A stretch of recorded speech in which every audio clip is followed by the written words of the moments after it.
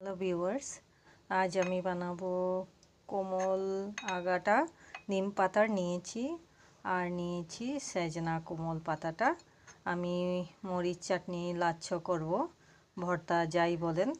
আমি একটা মরিচ নিয়েছি, এটা স্টার ফ্রুটসটা থাকে যেভাবে আমাদের বলে কামরাঙ্গা, তার মতন শেপ, তাই এই মরিচটাকে কামরাঙ্গা মরিচ বলে। এভাবে আমি শিকে নিয়েছি, পুড়ে নেব। আর একটা গোটা পেঁয়াজ নিয়েছি। এভাবে আমি গ্যাসটা জ্বালিয়ে মরিচটা পুড়ে নেব। কড়াই একটা বসিয়ে আমার ভাজা করেছিলাম কড়াইটাতে, তাই তেল ছিল। এগুলোতে আমি পাতাগুলো, নিম পাতা আর সজনা পাতাটা আমি ভেজে নেব। ক্রিস্পি করে ভাজবেন। এভাবে ক্রিস্পি করে আমি ভেজে নিয়েছি। এখন আমি ছোট কুটনিতে বা আপনারা পাটাতেও করতে পারেন, এই মরিচটা দিয়ে দেবো। আরও প্রায় 70% পেঁয়াজ দিয়ে দেবো, অল্প গোটা রাখবো আর ছেঁচে নেব।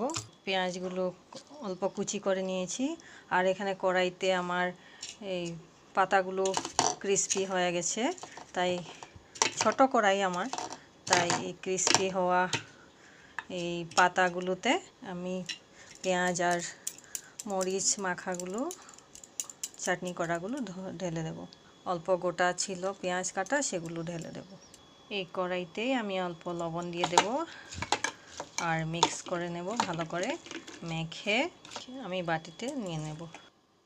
এভাবে আপনারা ইনস্ট্যান্ট নিম পাতা চাটনি বা লাচ্ছ ভর্তা বানিয়ে খেতে পারেন, অনেক সুস্বাদু হয়। আমার তেল কড়াইতে ছিল, ভেজেছিলাম তখন পাতাগুলো। আপনারা চাইলে এক্সট্রাভাবে তেল দিতে পারেন, আমি অল্প তেল দেব, কাঁচা তেল।